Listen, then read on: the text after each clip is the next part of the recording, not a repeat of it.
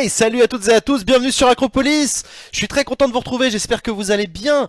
On va commenter ensemble la conférence de presse du porte-parole du gouvernement à la sortie du Conseil des ministres. Et bah oui, on est mercredi matin, enfin on est mercredi midi, et le mercredi, c'est jour de Conseil des ministres. Le président de la République à l'Elysée réunit l'intégralité des ministres avec son chef de gouvernement, Édouard Philippe. Et à la sortie de ce Conseil des ministres, on a le droit à une conférence de presse du porte-parole pour nous raconter ce qui s'y est dit et répondre aux questions des journalistes. Et on enchaînera cet après-midi, comme d'habitude, à 14h30, enfin 14h45 plutôt, avec les questions d'actualité au gouvernement à l'Assemblée nationale. Voilà, bref, on va parler ensemble en direct et on va suivre ensemble l'actualité politique nationale. Voilà un petit peu le but du jeu de cette émission.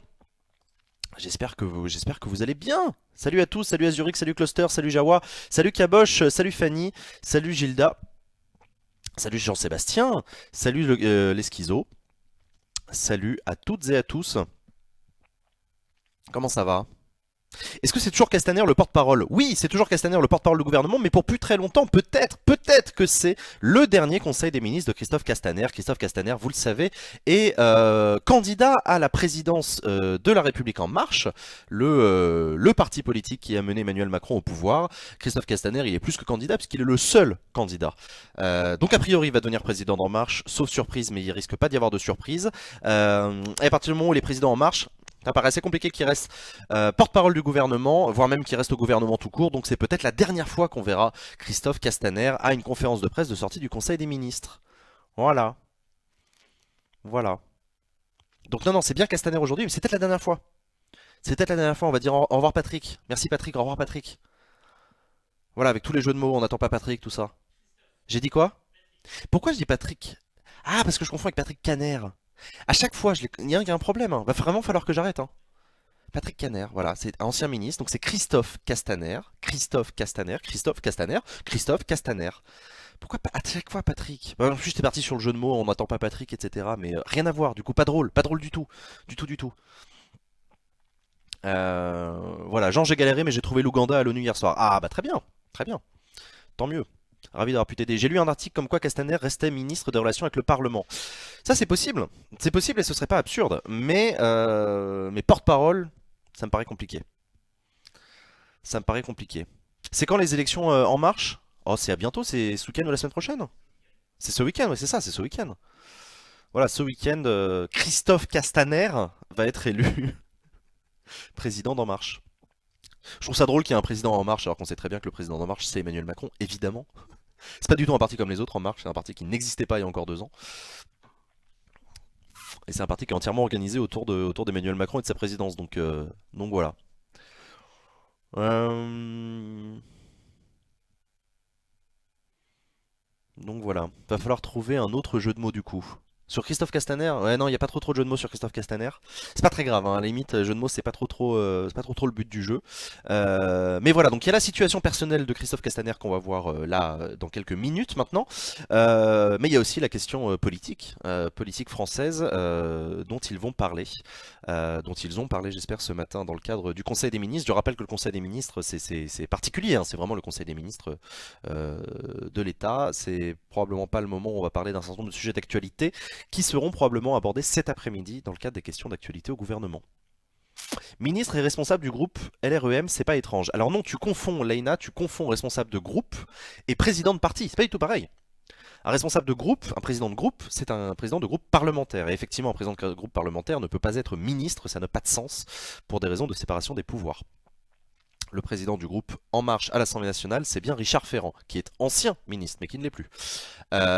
Christophe Castaner, s'il devient président de parti politique, peut très bien rester ministre. Ça s'est déjà vu par le passé. Il y a déjà eu des présidents de partis politiques, ou premier secrétaire, ce que vous voulez, qui étaient ministres. Le titre officiel, c'est pas président. Ah, peut-être que je me trompe. C'est délégué général, ouais, alors délégué général, secrétaire, premier secrétaire, secrétaire national, etc. Il y a plein d'appellations possibles. Appelez ça comme vous voulez, mais effectivement, c'est délégué général En Marche. Il n'y a pas de président En Marche. Enfin, si, le président, c'est Emmanuel Macron. Euh, voilà. Avec son rôle de président, il a le temps de s'occuper de la construction de son parti ou pas Macron? Bah non, justement, c'est pour ça qu'il laisse ça à Christophe Castaner. Il regarde ça de très près, évidemment, depuis l'Elysée, mais il a un peu autre chose à foutre. Et on va en parler des autres choses qu'a à foutre Emmanuel Macron. En ce moment, il y en a un paquet. Donc voilà. Donc voilà, voilà. Et effectivement, Emmanuel Macron, il a eu un agenda pas mal chargé ces derniers jours. Alors évidemment, il y avait les commémorations déjà du 11 novembre, l'armistice, tout ça, jour férié, formidable. Mais il y a surtout eu les commémorations des 2 ans des attentats du Bataclan. C'était il y a 2 ans. Et donc le président de la République a eu l'occasion, pour la première fois en tant que président de la République, de reprendre le flambeau de son prédécesseur et de commémorer ces terribles attaques. Terribles attaques qui résonnent d'une actualité particulière en ce moment. Puisqu'évidemment on est en pleine guerre en Syrie contre Daesh. Daesh qui sera probablement bientôt défait militairement, et uniquement sur le plan militaire sur la zone irako-syrienne, mais ça n'empêche rien, d'autant que Emmanuel Macron la semaine dernière a profité de son voyage à Dubaï, à Abu Dhabi, où il a inauguré le Louvre d'Abu Dhabi. Il a profité de son passage dans la région pour faire un saut à Riyad, en Arabie Saoudite, puisqu'en ce moment c'est un peu la zeb, c'est un peu la zeb en Arabie Saoudite, entre le règlement de compte interne sur la lutte contre la corruption et ce qui s'est passé avec Hariri, le président libanais. Il y a quand même 2-3 dossiers en ce moment sur la scène internationale un petit peu chauds, donc on va peut-être en parler. Peut-être qu'on va avoir un point là-dessus. Alors si on n'en parle pas là dans la conférence de presse de sortie du Conseil des ministres, on en parlera sûrement pendant la séance de questions d'actualité au gouvernement de cet après-midi, même si ça a très probablement été abordé hier. Ah. Jean, tu es pour les caméras dans les réunions de groupes parlementaires, tu l'es aussi pour le Conseil des ministres. Ah oui, oui, oui, oui, oui, moi je suis pour les caméras dans le Conseil des ministres. Je sais que c'est un vœu pieux, hein, qu'on n'y arrivera jamais, mais je suis pour. Sachant que ce matin il y a eu un Conseil de défense aussi, hein. Attention. Hein. Conseil des ministres à 11 h du matin, et Conseil de défense à 10 h du matin. Voilà. Conseil de défense, un conseil de défense avec le ministre de la Défense, le chef d'état-major personnel du chef de l'État, etc. Pour faire le point sur l'armée, tout ça.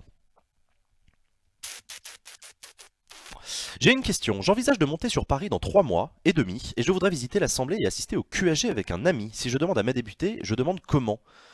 Parce qu'elle a pas que ça à foutre et surtout on est que deux. Alors il y a aucun problème le gros gag, t'inquiète pas, elle a pas que ça à foutre, mais il y a des gens qui bossent avec elle, notamment ses assistants parlementaires.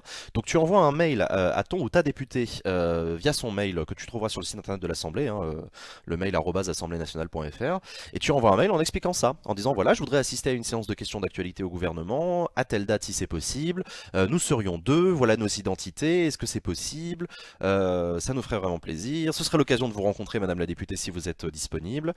Voilà. Et tu verras si c'est possible, s'il y a des billets de séance, etc. Le collaborateur ou la collaboratrice de ton ou de ta députée va te donner ce qu'on appelle un billet de séance. Voilà.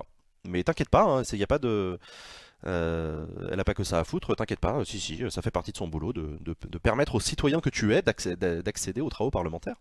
N'hésite pas à y aller. Il s'est passé quoi entre les Saoudiens et le Liban? Écoute, c'est le bordel. Le Premier ministre libanais Rafik Hariri a quitté le Liban, s'est retrouvé à Riyad, a annoncé sa démission à la surprise générale du gouvernement depuis Riyad. Et ensuite, il y a eu un pataquès pour savoir s'il était retenu à Riyad. Parce qu'enlever un chef de gouvernement c'est quand même particulier. Voilà, mais apparemment il a annoncé ce matin ou hier qu'il retournerait au Liban dans les jours qui viennent. La situation est extrêmement compliquée. Hein. Moi, c'est pas moi qui vais vous faire un cours sur le conflit, le Hezbollah, tout ça, l'Iran, l'Arabie Saoudite, tout. Mais sachez qu'en ce moment dans la région, il se passe quand même 2-3 trucs un peu importants. Que en gros, l'attention de la communauté internationale est un petit peu tournée vers là-bas. Voilà.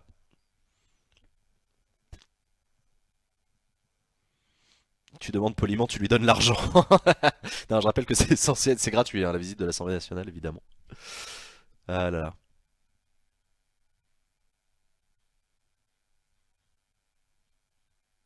Jean, c'est quoi ton avis là-dessus? Deux points, ouvrez les guillemets. Le rôle du secrétaire d'État en charge des relations avec le Parlement est de préparer l'ordre du jour en étant à l'écoute des groupes d'opposition. Or, il est impossible de le faire en étant à la fois patron du parti de la majorité. Ce choix est inacceptable, choquant et révélateur du profond mépris qu'a Macron pour le Parlement, s'indigne Christian Jacob, patron du groupe Les Républicains. Oui, c'est normal, c'est normal. C'est le rôle de Christian Jacob en tant que patron d'un groupe d'opposition que de s'opposer au gouvernement et à ses méthodes. Effectivement, Ah, pardon. Le secrétaire d'État en charge des relations au Parlement, avec le Parlement, a un rôle clé dans la mécanique gouvernementale. C'est lui qui fait le lien avec les chambres parlementaires. Et quand vous savez, quand vous suivez Acropolis et que vous connaissez, comme moi, l'importance du fait majoritaire, de l'importance du travail parlementaire pour l'ordre du jour gouvernemental, vous savez à quel point c'est important d'avoir un bon secrétaire d'État en charge des relations avec le Parlement. Ceci étant, on pourrait rétorquer à Christian Jacob que effectivement il y a un mélange des genres qui est pas top. Ceci étant, La République en marche n'a rien d'autre que l'Assemblée nationale. Voilà, donc c'est pas tout à fait absurde que tout ça fonctionne de manière bien huilée. Il y a écrit sur le site qu'il n'y a pas de visite individuelle. Deux, c'est suffisant pour un groupe. Non, tu confonds les visites et assister aux séances, hein, c'est pas la même chose. Et t'inquiète, si à deux vous n'êtes pas assez nombreux, tu passes une petite annonce sur le Discord d'Acropolis et tu trouveras des gens pour venir visiter avec toi l'Assemblée nationale, hein. Sinon, il y a un coup d'État au Zimbabwe. Oui, un coup d'État militaire au Zimbabwe, effectivement. Le Zimbabwe s'est réveillé ce matin avec des militaires qui avaient pris le contrôle. C'est compliqué, apparemment c'est pas vraiment un coup d'État, c'est plus compliqué, mais ça ressemble quand même beaucoup à un coup d'État, avec des responsables militaires qui prennent la parole à la télé et tout. Donc ouais, peut-être qu'on aura des éclaircissements cet après-midi de la part de Jean-Yves Le Drian, le ministre des Affaires étrangères, puisque les séances de questions d'actualité au gouvernement sont aussi l'occasion pour le ministre des Affaires étrangères de faire un exposé succinct d'une situation particulière sur la scène internationale. Ce matin, le président libanais, Michel Aoun, a affirmé que la famille des Hariri, premier ministre démissionnaire du Liban, a également détenu en Arabie Saoudite. Ah ouais, putain. Ouais, donc vous voyez, en fait, cette affaire libanaise, etc., est en train de s'écrire sous nos yeux, hein. Il y a des actualités. Si ça se trouve, d'ici à 15 h cet après-midi, on aura de nouvelles informations, hein. Donc voilà, c'est ça qui est chouette. C'est qu'on vit l'actualité en direct. On est sur Acropolis, on est en direct. C'est où le Zimbabwe? Je sais pas écrire. Oui, effectivement, tu sais pas écrire. Le Zimbabwe, c'est un pays d'Afrique, dans la corne de l'Afrique. Hum,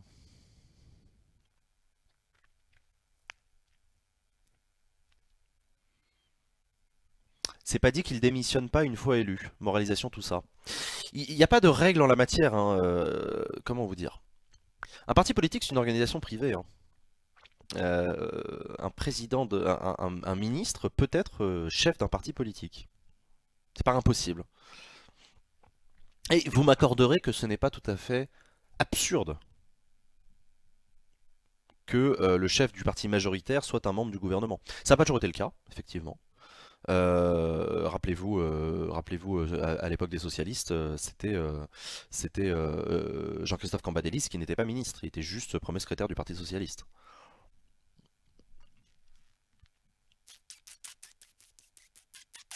Pas de nouvelles dans l'affaire de la Catalogne. Non, pas de nouvelles.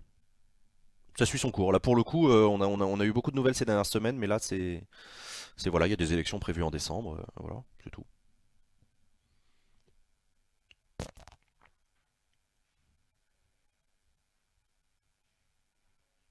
Zimbabwe au sud de l'Afrique, un peu au nord de l'Afrique du Sud. Oui, oui. J'ai pas de carte sous les yeux, mais tu tapes Zimbabwe sur Google et tu verras. C'est moi où j'ai entendu aucun grand pays dénoncer la détention de la famille Hariri. Ah, t'as pas dû bien tendre l'oreille. Moi, j'ai pas entendu un seul grand pays ne pas s'inquiéter de la situation. Je me demande, non, non, ça m'étonnerait. Non, je me demandais si de passage à Riyad, Macron avait rencontré Hariri, j'en doute.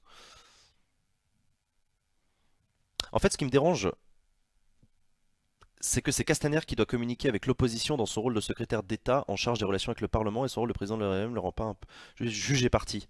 Mais non, mais de toute façon, t'es forcément jugé parti quand t'es. Le mec, il est membre du gouvernement. Le secrétaire d'État chargé des relations avec le Parlement, il est membre du gouvernement. Donc évidemment qu'il n'est pas copain avec l'opposition. Mais c'est quand même de son rôle d'avoir un dialogue avec l'opposition. Et le fait d'être chef de parti ne l'empêche pas davantage d'avoir un dialogue avec les membres de l'opposition, avec les partis d'opposition. Mais t'as raison, hein, ceci étant, je te dis pas que t'as tort, hein. Tu as parfaitement raison, ce sont des inquiétudes légitimes et des oppositions légitimes. Il est parfaitement dans son rôle, Christian Jacob, quand il dit ça, et il n'a pas tort. Il n'est pas question d'avoir raison ou d'avoir tort, c'est une question de point de vue. L'ambassadeur de France en Arabie Saoudite a rencontré Hariri, mais pas Macron. Ouais, ça m'aurait paru bizarre que Macron rencontre Hariri, démissionnaire. Encore que.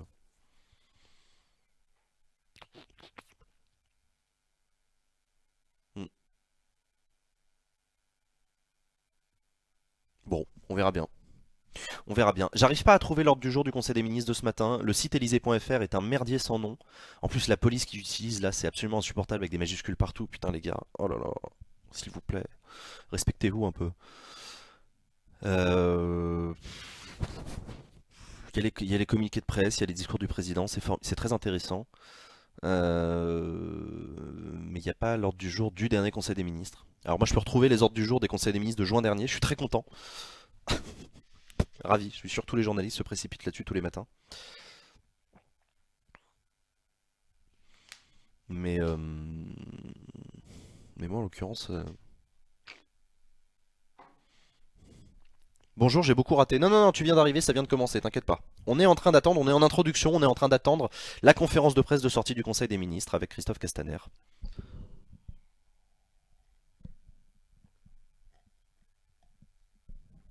Ah, effectivement, moi, ce qui me paraît bizarre, enfin, ce qui me paraît surtout difficile en termes d'agenda, c'est de continuer à cumuler chef de parti majoritaire, plus secrétaire d'État aux relations avec le Parlement, plus porte-parole du gouvernement. Vous savez que le porte-parole du gouvernement, c'est un membre du gouvernement qui, en plus de ses affectations de ministre ou de secrétaire d'État, a le rôle de porte-parole. Et ce qui, en fait, lui rajoute énormément de travail dans son agenda. Donc ça peut être n'importe quel membre du gouvernement d'ailleurs, porte-parole, il n'y a pas de... On peut même imaginer un Premier ministre porte-parole, à mon avis il n'a pas le temps, mais on peut l'imaginer, il n'y a rien ne l'empêche. Et là en l'occurrence ils ont fait le choix de mettre Christophe Castaner, le secrétaire d'État aux relations avec le Parlement. Voilà, donc à mon avis, si Christophe Castaner est élu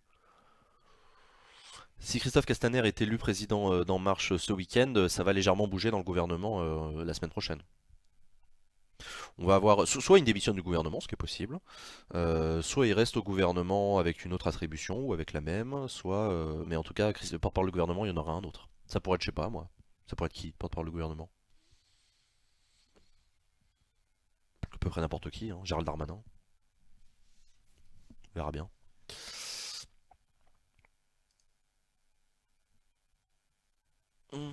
Ce fut le cas d'un précédent ministre de l'Agriculture. Absolument, c'était Stéphane Le Foll, ministre de l'Agriculture du gouvernement de Manuel Valls, puis de l'ancien ministre de l'Intérieur. Cazeneuve, Bernard Cazeneuve, et Stéphane Le Foll était ministre de l'Agriculture et porte-parole du gouvernement.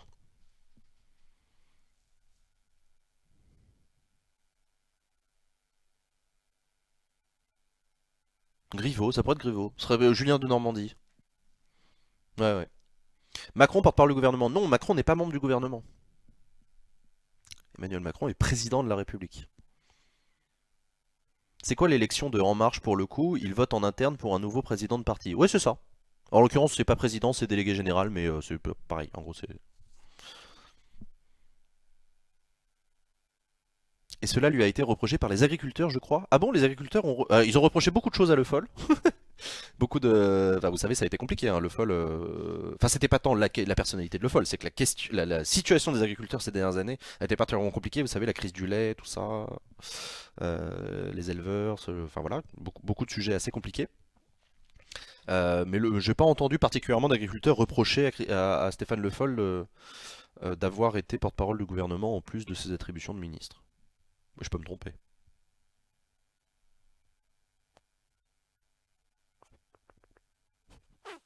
Qui veut être le président du parti à part Castaner? Personne d'autre, personne d'autre, c'est le seul candidat. Il y a un seul candidat, donc il y aura un seul bulletin.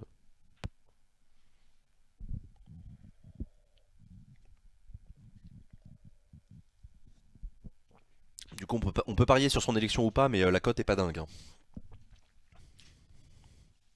Un président peut-il être ministre? Constitutionnellement, non, un président ne peut pas être ministre. Notamment pour des raisons de responsabilité politique. Le président de la République est irresponsable politiquement, alors que les membres du gouvernement sont solidairement responsables devant le Parlement, devant l'Assemblée nationale.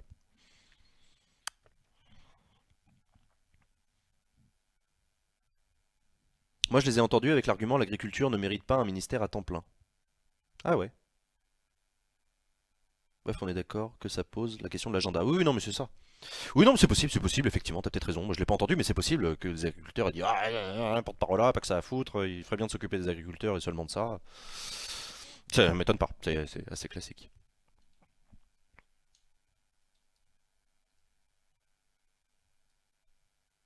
Le Foll qui parle du lait ou du beurre à l'Assemblée nationale, ça me manque. C'est vrai que c'était cool le Foll à l'Assemblée nationale. À chaque fois, on avait un exposé assez extraordinaire sur le prix du lait en Nouvelle-Zélande. Non, le Foll était assez hallucinant pour ça, hein. C'était chouette. C'est à 13 h la conférence de presse. Bah en fait, on n'en sait rien. La conférence de presse de sortie du Conseil des ministres, elle est quand le Conseil des ministres s'arrête. Et ça, la FNSEA? Ouais, d'accord. Euh,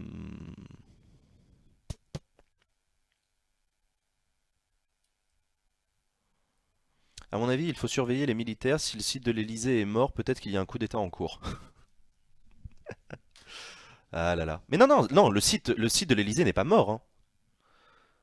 C'est juste que c'est hyper compliqué de trouver l'ordre du jour, quoi.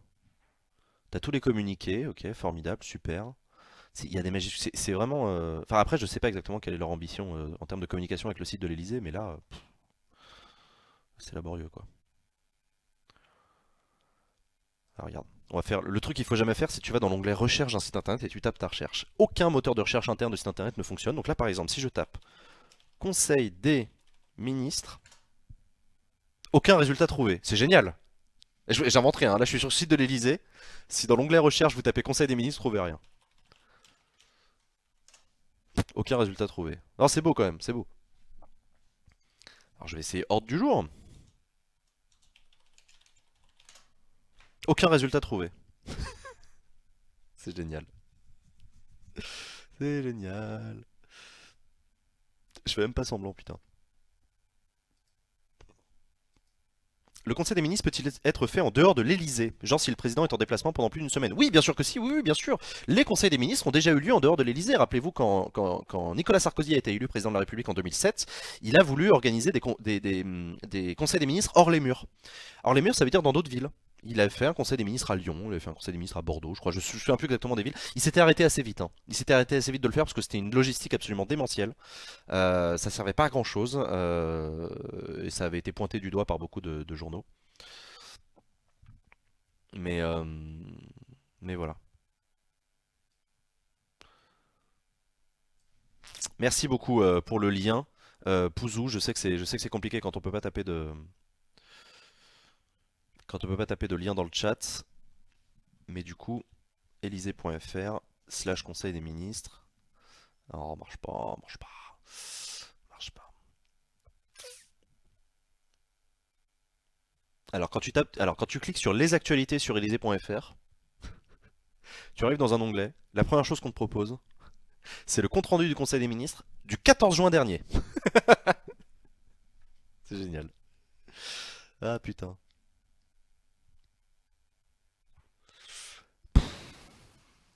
C'est laborieux, c'est laborieux.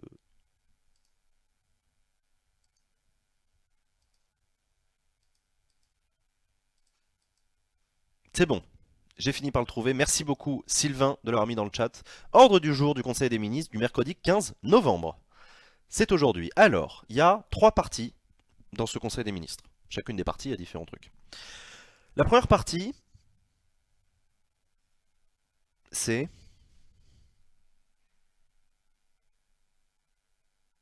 le projet de loi de finances rectificatif pour 2017. Ok. Pardon?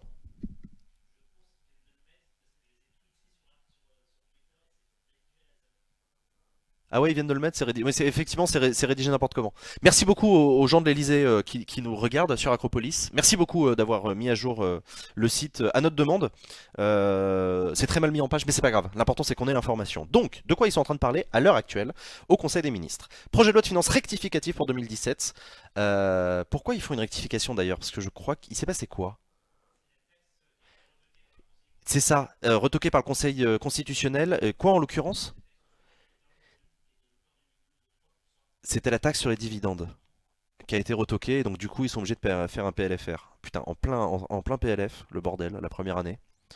Mais c'est comme ça. Donc ok, donc ça ils vont en parler, à mon avis ça va être assez vite vu. Et ensuite, projet de loi relatif à l'organisation des Jeux Olympiques et Paralympiques de 2024.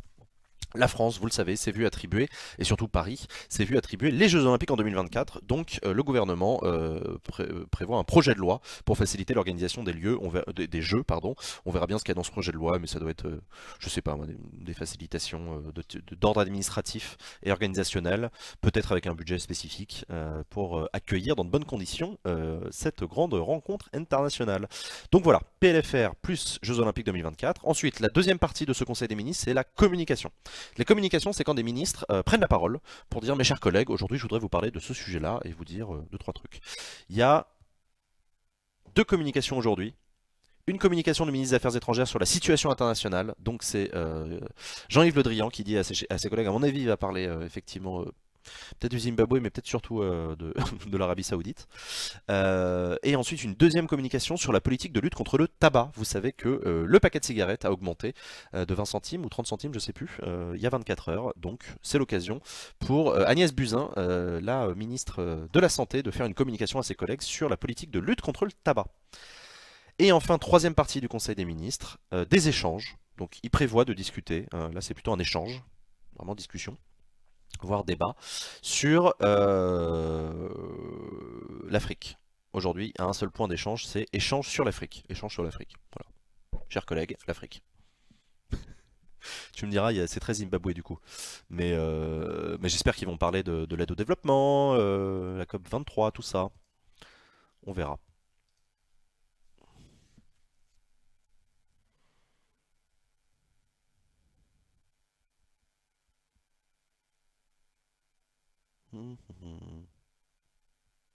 Ah, les JO, la compétition de drogués. Ouais, les gens qui disent ça, j'ai envie de les faire courir 100 mètres, juste pour rigoler.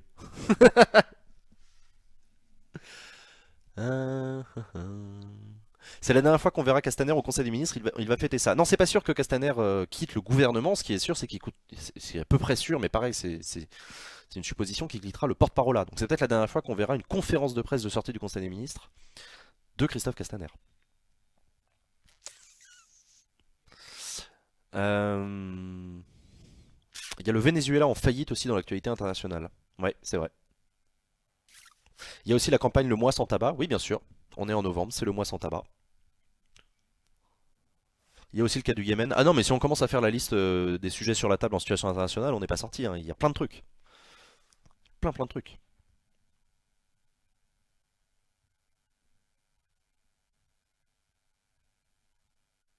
C'est pas tout à fait une faillite. Disons qu'une agence de notation annonce un défaut de paiement sur les deux dernières échéances de remboursement de la dette.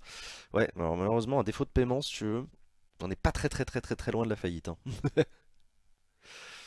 Faut mettre le paquet sur la Club 23. Très bon. Il a déjà amené des gâteaux en conf de presse, il va sûrement recommencer avec son pot de départ. Il a amené des gâteaux en conf de presse? C'est génial. Pourquoi?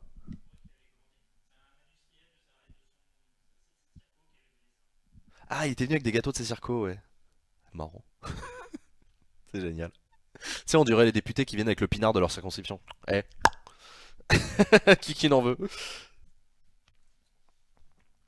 C'était qui le secrétaire général de l'État sous Valls, celui qui suivait tous ses déplacements internationaux? Alors, le secrétaire général de l'État, ça n'a pas beaucoup de sens. C'est quoi ta question précise? C'était qui le secrétaire général de l'État? Celui qui le suivait dans tous ses déplacements internationaux? Qui suivait Valls? Bah, son ministre des Affaires étrangères? Non? Qu'est-ce qu'un défaut de paiement? Un défaut de paiement, ça porte assez bien son nom. Défaut de paiement, c'est paiement refusé. Il y a des défauts de paiement. Désolé, chèque en blanc. Vous avez plus d'argent sur votre compte. Et en l'occurrence, un pays qui peut plus rembourser sa dette, bah, il peut plus fonctionner en fait. Parce qu'il peut plus emprunter du coup.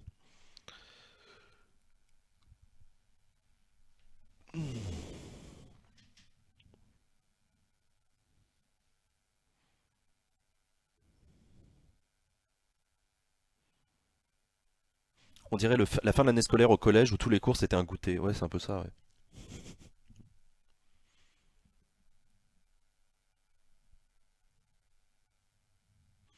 Je suis pas sûr, secrétaire d'État. Secrétaire d'État, c'est un type de fonction. Il y a plusieurs secrétaires d'État. À ne pas confondre avec les États-Unis où il y a un seul secrétaire d'État, le Secretary of State, qui veut dire ministre des Affaires étrangères. Aux États-Unis, c'est ça que ça veut dire. Donc quand vous entendez parler du secrétaire d'État américain, il y en a un seul, et c'est ministre des Affaires étrangères. En France, il y a des secrétaires d'État. Marlène Schiappa est secrétaire d'État aux droits des femmes. Christophe Castaner est secrétaire d'État chargé des relations avec le Parlement. Secrétaire d'État, c'est la même chose que ministre, mais c'est juste en dessous protocolairement. Voilà. Mais dans l'idée, c'est pareil, c'est des membres du gouvernement. Du coup, pour un pays en dette, c'est le game over et il recommence une partie. C'est plus compliqué que ça. On va pas. Il faudrait demander à Stupid Economics comment ça fonctionne, mais c'est déjà arrivé, hein, des défauts de paiement. C'est violent en général, hein. Bah, défaut de paiement, c'est pas compliqué. Tous les fonctionnaires ne sont pas rémunérés. Voilà. Pas d'argent. Je te laisse imaginer.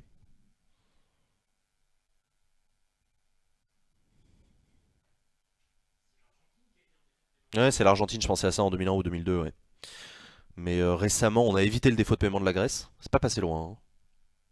Tous les pays d'Europe qui sont mobilisés pour éviter le défaut de paiement de la Grèce.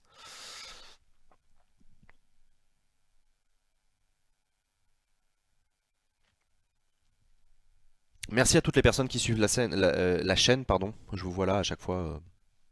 C'est très cool de votre part. Bienvenue à vous. Si c'est la première fois que vous êtes sur Acropolis, n'hésitez pas à venir discuter dans le chat. Et je rappelle qu'il est 13 h et on attend toujours la conférence de presse de Christophe Castaner de sortie du Conseil des ministres. Christophe Castaner qui va dire un mot, hein, qui va dire un mot pour dire voilà un peu ce qui s'est dit pendant le Conseil des ministres, et ensuite il va répondre aux questions des journalistes. Les emprunts russes, c'est un défaut de paiement? Les emprunts russes?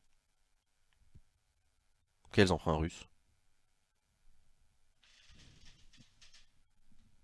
Nous, ça risque de venir bientôt. Le défaut de paiement de la France? Non, pas en l'état actuel des choses.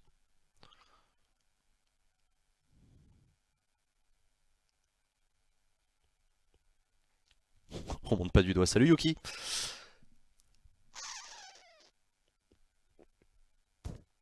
Les emprunts russes des années 1880.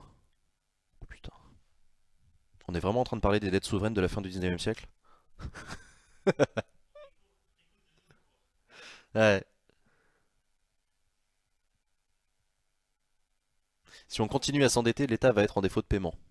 C'est plus compliqué que ça. C'est pas seulement l'endettement qui fait le défaut de paiement. C'est l'incapacité à rembourser. J'avais fait une vidéo très rapide sur Acropolis il y a longtemps pour expliquer ça, en disant que la dette d'un acteur n'est pas nécessairement une mauvaise nouvelle. Ça devient une mauvaise nouvelle quand la charge de la dette devient trop importante et insoutenable. Où là tu as un risque effectivement de défaut de paiement.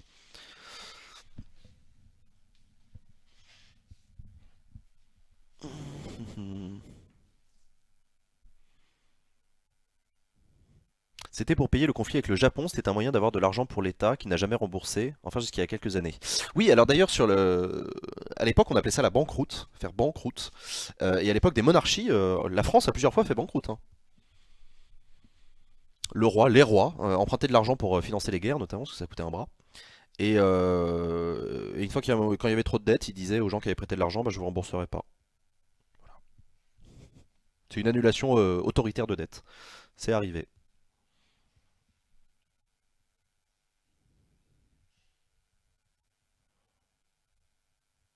Donc l'État russe a mis plus d'un siècle pour rembourser les emprunts russes. Putain, c'est dingue.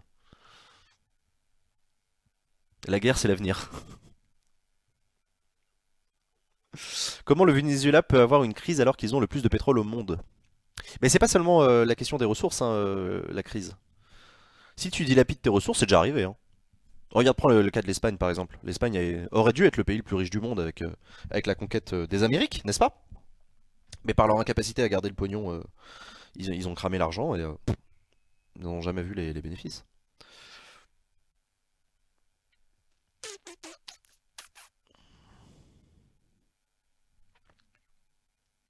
2250 milliards, ça commence à faire. Ouais, non, c'est des grosses sommes. Donc annulation de dette et défaut de paiement, c'est pas la même chose.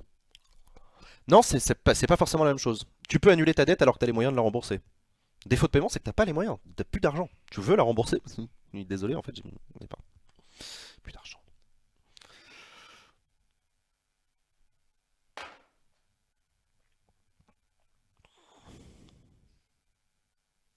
Putain, c'est dingue, on arrive quand même à parler de défauts de paiement. Alors que c'est pas particulièrement dans l'actualité. Si on fait un peu un tour d'horizon de l'actualité, mais on le fera tout à l'heure aussi en préparation des QAG, mais grosso modo, il y a eu l'inauguration du Louvre à Abu Dhabi, puis la visite surprise de Macron à Riyad sur le dossier donc saoudien, en lien avec le Liban, avec le Yémen, etc. Il y a la COP 23 actuellement. À Bonn, hein, vous savez, avec un appel signé par plus de 15 000 scientifiques dans le monde entier, qui tirent la sonnette d'alarme sur le réchauffement climatique et ses conséquences. Qu'est-ce qu'on a d'autre dans l'actualité?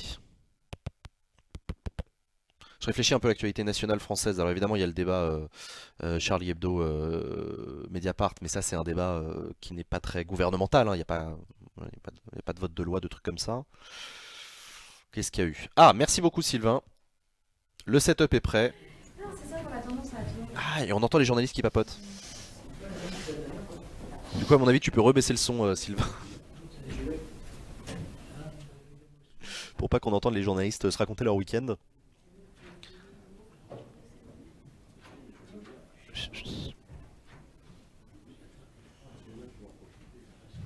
Défaut de paiement égale déso, annulation de dette égale pas déso. J'ai bon. Ouais, c'est un peu ça l'idée, Fanny. C'est bien vu.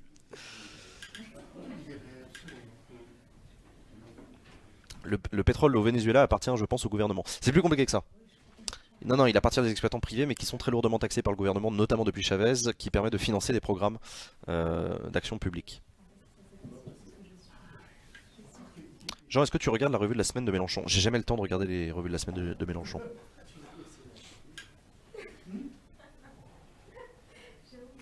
Après la Seconde Guerre mondiale, la dette allemande a été annulée, si je me rappelle bien, ne voulait pas faire un second traité de Versailles qui mette les pays à genoux et donne l'occasion d'augmenter une rancœur nationaliste. Oui, alors ça c'est pas du tout pareil, c'est l'annulation de dette par les créanciers. C'est en partie ce qui s'est passé pour la Grèce, là plus récemment. C'est que là c'est pas l'Allemagne qui a dit à ses créanciers je vous rembourserai pas, c'est les créanciers qui ont dit à l'Allemagne bon on passe l'éponge. Tu vois?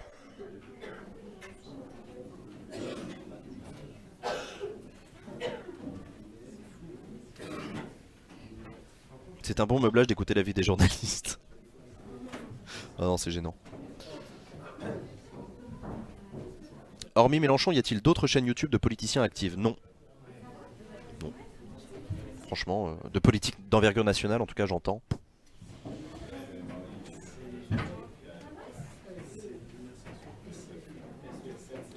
Oui, j'ai pas précisé, je voulais dire que l'annulation de dette, ça peut être une action concertée, contrairement au défaut. Oui, oui, bien sûr, ça peut être une action concertée.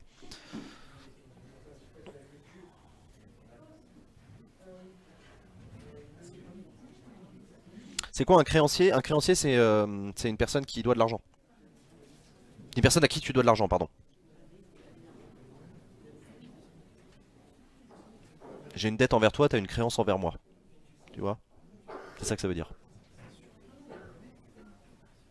Oui, il y a Ruffin. Oui, il y a Ruffin effectivement sur YouTube. Ruffin qui fait quelques vidéos, mais c'est pas comparable à Mélenchon.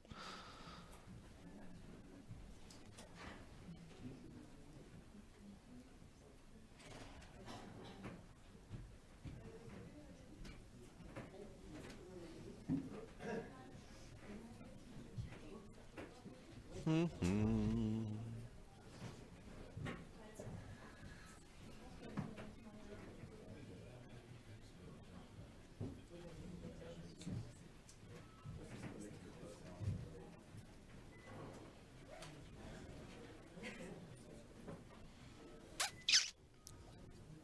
Ça s'installe dans la salle. Bah ouais, ouais, ça s'installe dans la salle, on attend.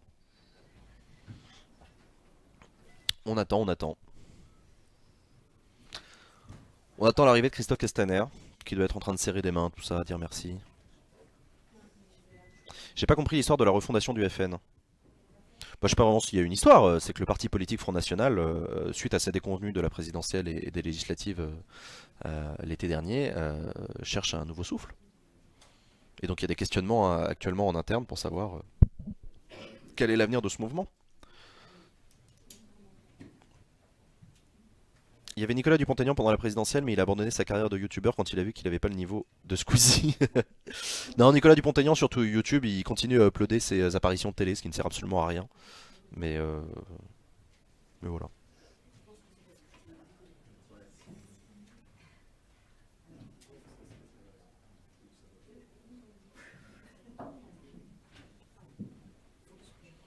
Me fait rire Mélenchon à l'Assemblée quand il dit effacer la dette de la France. De toute façon, 40% de la dette est tenue à l'étranger. C'est 40%? Je crois que c'était plus que ça. C'est pas 60%? J'ai un doute.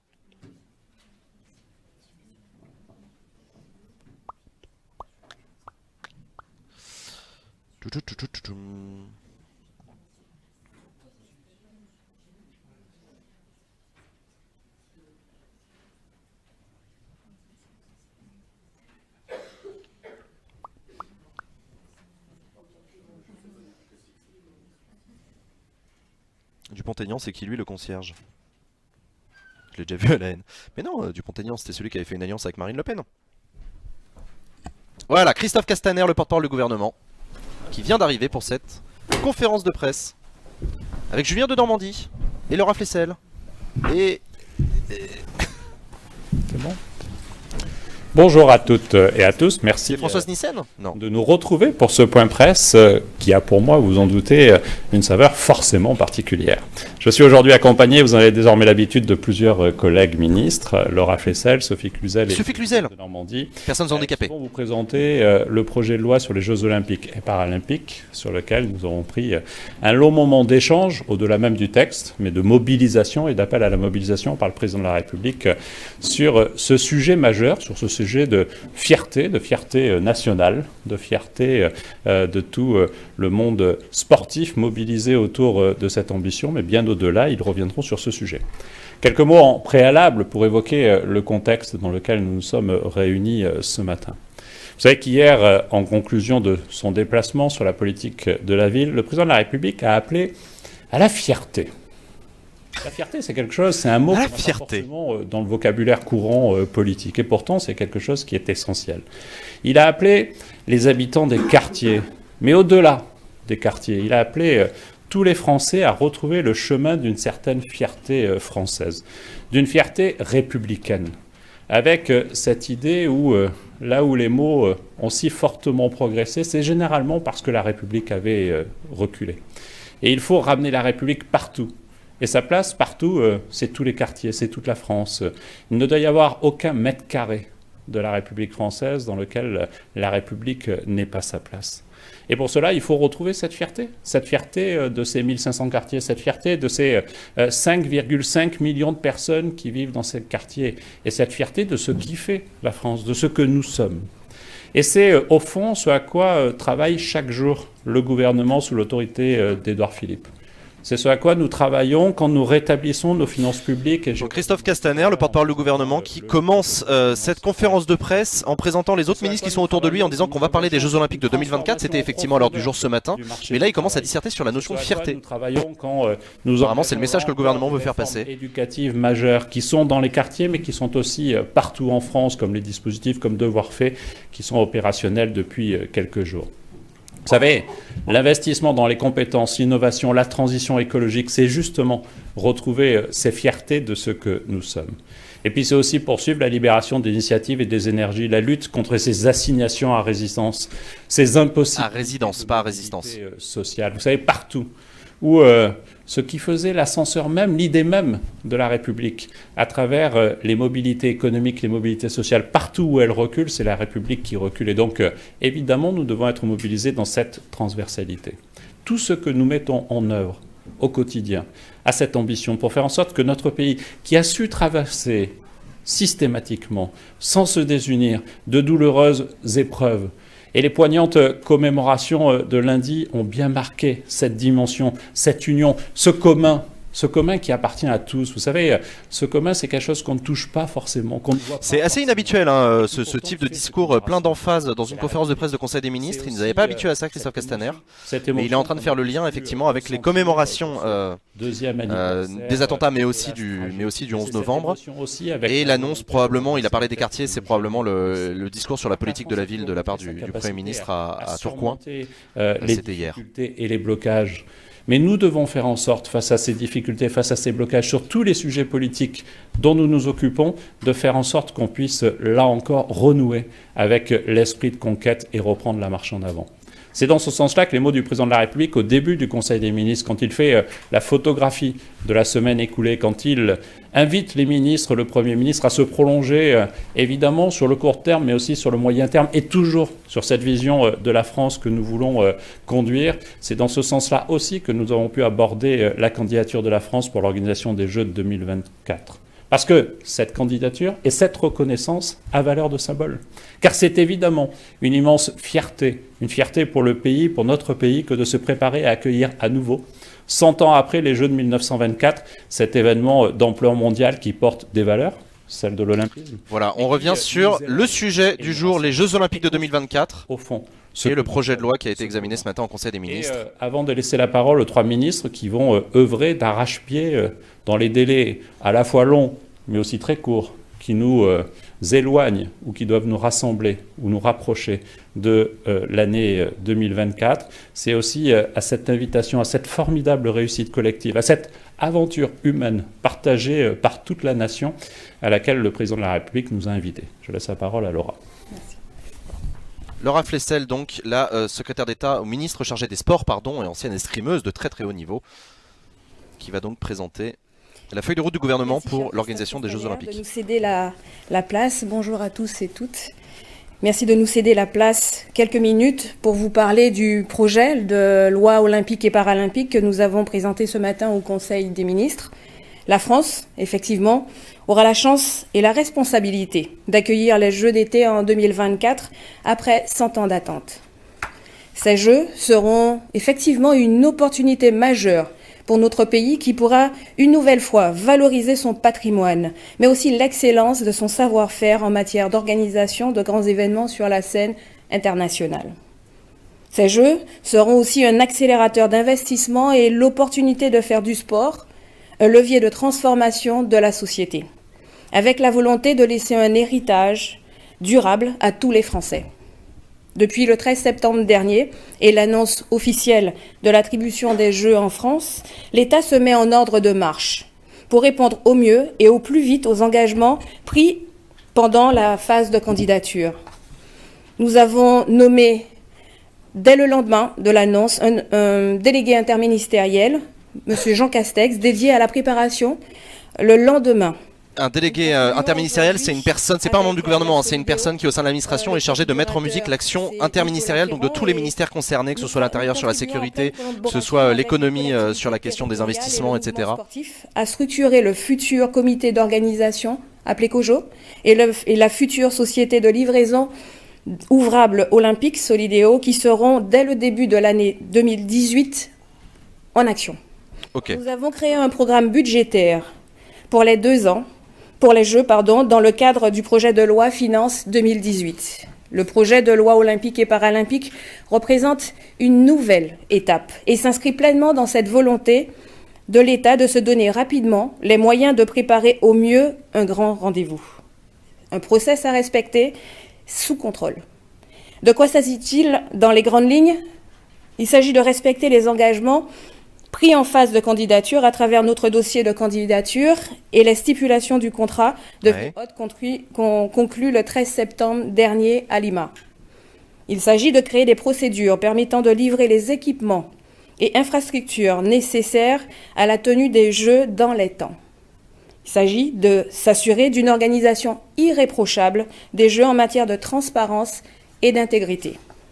En ce qui concerne le respect des engagements du contrat de ville hôte, il s'agit de dispositions essentiellement techniques, permettant une meilleure protection des éléments relevant de la propriété olympique et paralympique. Il s'agit de l'autorisation du pavoisement des symboles olympiques et paralympiques dans l'espace urbain, ou encore la reconnaissance de la qualité d'organisateur des Jeux au CIO, au CIP et au COJO. Avant de laisser la parole à mes collègues... Ouais, c'est très administratif en fait comme projet de loi. Au-delà de ces mises... Il y a un cadre budgétaire qui a été donné dans le cadre du PLF, mais à part ça... consacrer un des 4 titres du projet de loi de la transparence pour la transparence et l'intégrité. C'est une première dans le monde de l'olympisme. Ces dispositions permettront notamment la transmission des déclarations du patrimoine et d'intérêt des principaux dirigeants du COJO à la haute autorité pour la transparence de la vie publique. Le contrôle par la Cour des comptes de la gestion des organes de gouvernance des Jeux. C'est une première. Et cela démontre la volonté de la France d'être à l'avant-garde en matière des Jeux durables et irréprochables. Ouais, on sent qu'il y a évidemment une grosse charge politique derrière les Jeux Olympiques. La France n'a aucune envie d'avoir des reproches de gaspillage d'argent public, de pots de vin, de conneries comme ça. Donc il y a tout un volet dans la loi Jeux Olympiques qui prévoit la transparence et je laisse en matière budgétaire. La parole à Julien de Normandie. Julien de Normandie, donc, qui est secrétaire d'État auprès de Jacques Mézard sur la question de la cohésion des territoires. Bonjour à toutes et tous. Effectivement, comme l'a dit la ministre Flessel, l'un des enjeux... Le COJO, c'est quoi? C'est le comité d'organisation des Jeux Olympiques. C'est une nouvelle instance qui porte bien son nom, c'est le comité d'organisation. Respecter les délais. Alors 7 ans, c'est à la fois long, mais c'est aussi très court, surtout lorsqu'il s'agit de mettre en place un certain nombre d'infrastructures, que les infrastructures d'ailleurs soient des infrastructures pérennes ou des infrastructures temporaires. Et donc à ce titre, le projet de loi des Jeux Olympiques que nous présenterons dans les prochaines semaines à l'Assemblée, c'est un projet de loi qui dispose parmi ces 4 titres d'un titre dédié à l'urbanisme et l'installation, avec un seul objectif, et cet objectif il est très clair, c'est de pouvoir tenir les délais et de faire en sorte que ces délais soient faits non seulement de manière complètement stricte, mais également de manière la plus inclusive possible, c'est-à-dire en associant les collectivités et en associant l'ensemble des citoyens. Alors ce titre, si on rentre un tout petit peu plus dans le détail, il répond à quelques principes assez simples. Le premier principe, c'est un principe de simplification. Simplification des procédures d'urbanisme, des procédures d'autorisation. Vous savez que dans le droit de la construction, sujet qui m'occupe en parallèle tu m'étonnes. Avec Jacques Mézard, vous avez tout un tas de procédures que vous... Ouais, donc en gros c'est ça, le volet urbanisme de ce projet de loi consiste à faciliter en fait l'organisation des Jeux Olympiques en délivrant des autorisations plus rapides pour construire des équipements pérennes ou temporaires d'ailleurs. Bon, par exemple le village olympique, tu vois, tu dois construire des bâtiments et donc les autorisations administratives etc. de la construction des bâtiments va être facilitée, va être organisée par ce projet de loi. Le deuxième sujet, c'est un sujet de rapidité, tout encore une fois en maintenant l'ensemble des exigences. Je vais prendre un exemple très concret. Lorsque vous faites une infrastructure, surtout lorsque cette infrastructure est pérenne, en tout état de cause, dès lors que cette infrastructure touche à votre cadre de vie, vous devez de consulter l'ensemble des citoyens. Eh bien, par ce projet de loi, on se permet de consulter les citoyens, notamment avec les nouvelles technologies, notamment par les voies électroniques, pour à la fois s'assurer qu'à la fin, l'objectif de consultation soit bien là, mais en même temps, pouvoir le faire dans des délais qui soient plus rapides que ceux que nous aurions eus sinon. Enfin, troisième point, c'est un sujet d'anticipation. En gros, quand tu construis un immeuble ou un équipement d'urbanisme, ça prend des années, notamment parce que tu dois consulter les citoyens sur le territoire pour vérifier que, enfin voilà, pour faire ça avec eux. Et donc là, notamment par voie électronique, l'organisation des Jeux Olympiques va permettre une consultation plus rapide et plus efficace. C'est en tout cas ce que veut faire le gouvernement. On verra s'il y arrivera, mais c'est en tout cas son ambition. Qui seront construits, que ce soit à travers le village olympique ou le village presse. Et ces 4000 logements, l'objectif c'est d'anticiper leur utilisation d'après, notamment dans le cadre de logements sociaux ou de logements étudiants. Et pour ce faire, par la nécessité de cette anticipation, vous avez besoin de prévoir un certain nombre de dispositifs techniques dont je vous fais grâce, mais qui sont importants et qui relèvent de la loi.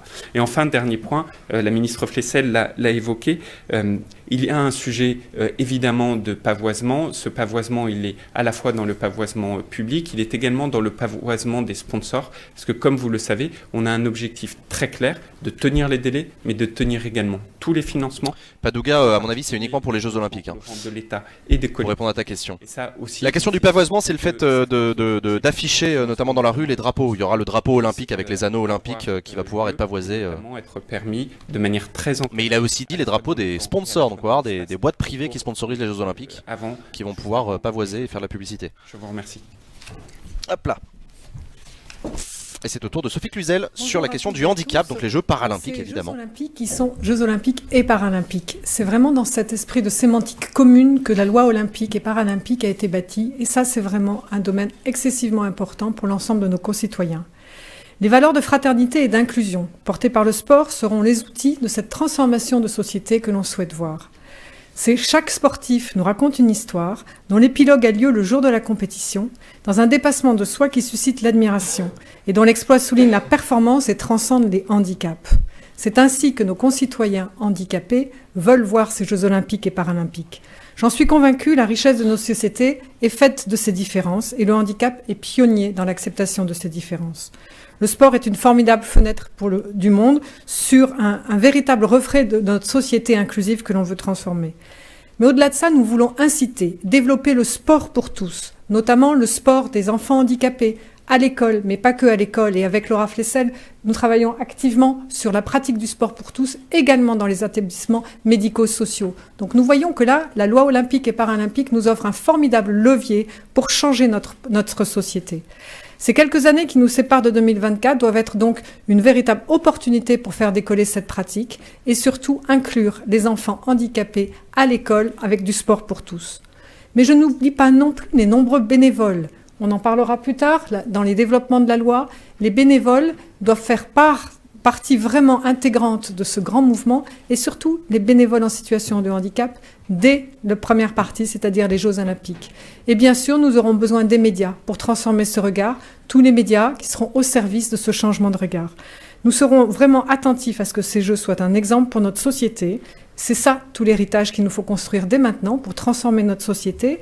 Et surtout, nous avons des leviers merveilleux qui sont la participation de tous à tout dans une véritable société inclusive. Donc ces Jeux olympiques et paralympiques sont une richesse et une source de transformation profonde de notre société.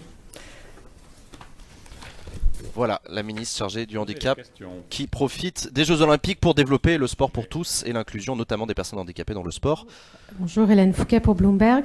3 questions complètement séparées. La première sur Altis, la maison mère de SFR, a perdu à un moment jusqu'à 45%. Attendez, on va se voir après. Après, je rendrai compte du Conseil des ministres et je répondrai aux questions. Oui, non, là, c'est... Alors, une question, excusez-moi. Il y a des questions sur la présentation. Oui, excusez-moi, pardon, j'avais pas compris. Une question dans ce cas-là pour Monsieur de Normandie. Vous avez dit donc qu'il y aurait un projet de loi olympique donc dans les prochaines semaines à l'Assemblée. Est-ce que ce sera concomitant des décisions prises au niveau de la présidence de la République, peut-être aussi de votre ministère, sur le Grand Paris, parce que c'est de l'infrastructure, c'est des transports. Est-ce que c'est quelque chose qui est tout un packaging en même temps? Merci.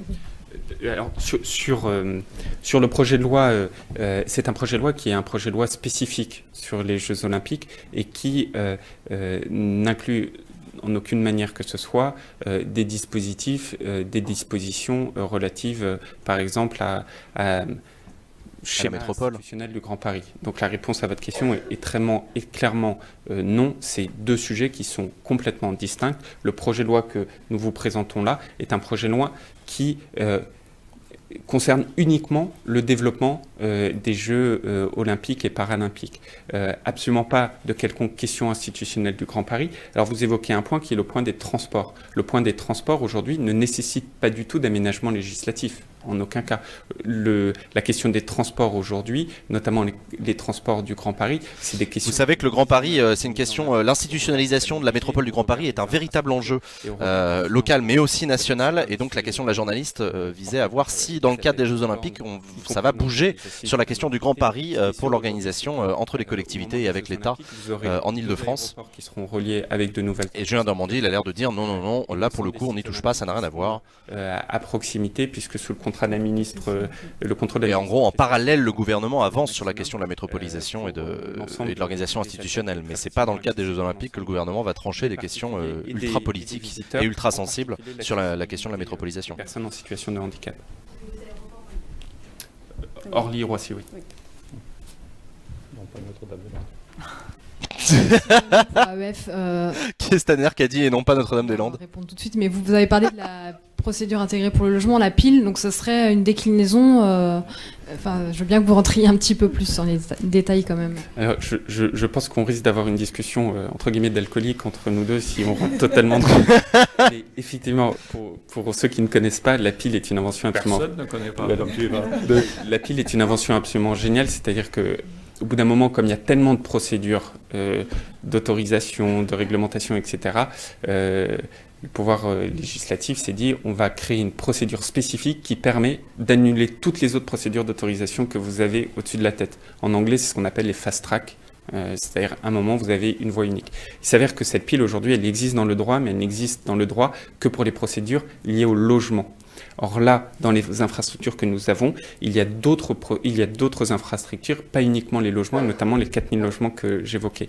Et donc, nous allons en fait translater la pile dans des schémas d'aménagement qui concernent parfois des logements, mais pas que des logements. Non, j'ai bien aimé comment il avait présenté la pile, Julien de Normandie, c'était clair. Pigeot, pour la procédure intégrée Jeux Olympiques. C'est génial. On a créé une procédure pour supprimer toutes les procédures parce qu'il y en avait trop. Et donc du coup, il y en aura une spéciale Jeux Olympiques, procédure accélérée. BFM Sport, ma question sera pour Madame Flessel. Vous avez insisté tout à l'heure sur la notion de transparence pour la déclaration de patrimoine. Est-ce que vous craignez des réticences par rapport à ça au niveau du COJO et qui cela va concerner exactement au niveau du COJO? Le COJO, je rappelle, le comité d'organisation des Jeux. Voilà, il n'y a aucune réticence. D'ailleurs, le COJO a reconnu que c'était gérer un devoir national. Donc tous les décideurs au COJO devront en fait formaliser cette présentation à la haute autorité. Je pense qu'aujourd'hui c'est aussi une valeur citoyenne.